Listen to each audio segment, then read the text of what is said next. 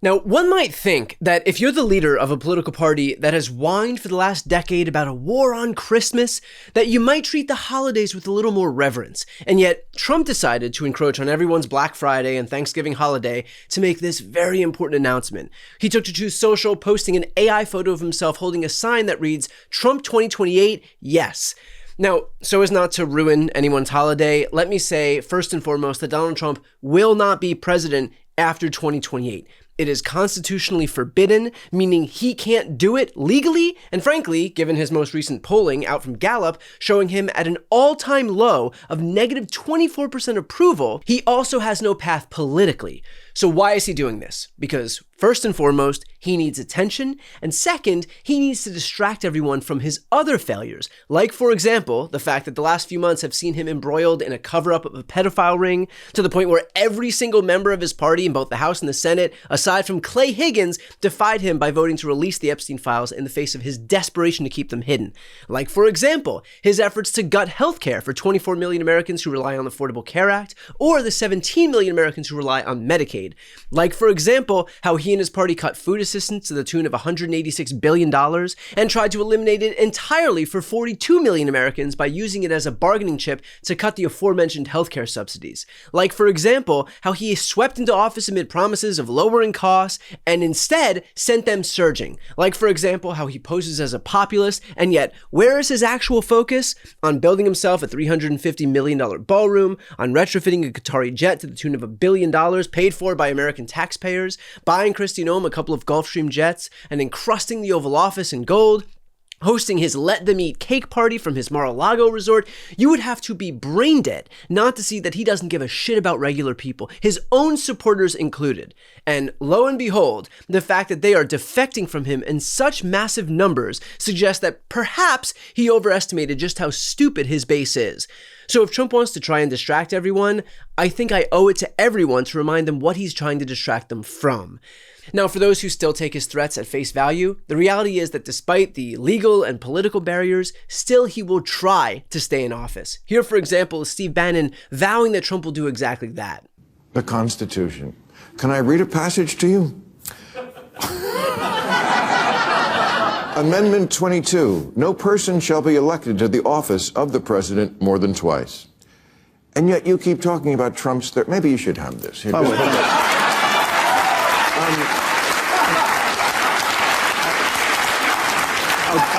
get you to sign it backstage and underline. I will. President Trump didn't bring up running for a third term. Myself and others brought up running for a third term. President Trump is going to run for a third term, and President Trump is going to be elected again on the afternoon of January 20th of 2029. He's going to be president of the United States.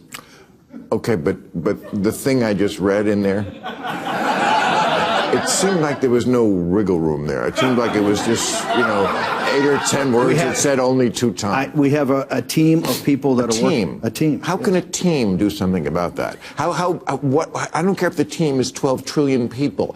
The words are still the words. Bill, every day in federal courts, right now in federal courts, there's 120 lawsuits on what President Trump's doing for his Article 2 rights on the unified executive theory. But he's chief executive, he's commander in chief, and he's chief magistrate and chief law enforcement officer. There's 100, and they're running to court every day to sue President Trump, all because the interpretation of this. The interpretation of this is open for interpretation. How could it be open? Could I have it back? The reality is that oftentimes Trump and his mouthpieces, like Bannon, repeat these insane, dangerous, autocratic ideas expressly to be able to normalize them. The goal is to say it enough, to broadcast it in broad daylight so frequently that it loses its shock value. That's half the battle. They're starting now, the work of normalizing this idea so that 3 years from now, it won't feel all that crazy. After all, you've heard it so many times, right? So again, while he will not be president in 2029, that is not to say that he won't try. If you're a Republican or an independent or a non-voter, this claim by Trump that he can run for a third term is a testament to who he is, how un-American he is, and his disdain for democracy. Opposing this person does not make you a radical leftist. Frankly, it makes you a patriotic American. In fact, Trump himself has echoed this exact claim. We got it really rocking. We're looking good. We're looking good for another 4 years, and then we got it. And why don't you say, if I have a certain group of reporters that say, we're looking good for another 4 years, and then if we want to, another 4, maybe another 5. And they go crazy. Just watch out, Bill Maher. He goes and looks at somebody like that. He goes, you know he's going to win, don't you? To some idiot that he's interviewing. He says, you know he's going to win. No, I think we can. You know he's going to win. And you know he's not leaving, don't you? And the guy's going, what do you mean? He's not leaving. He's not leaving after. And I thought he was kidding. He's being serious. So, did anybody ever see the Time magazine where we have it 2020, 2024, 2028, 2032? In other words, you know, we do that to drive them freaking crazy. And any Republican president ever, not even close.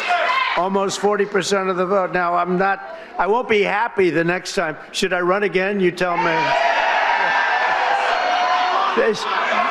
There's your controversy right there. There's your controversy.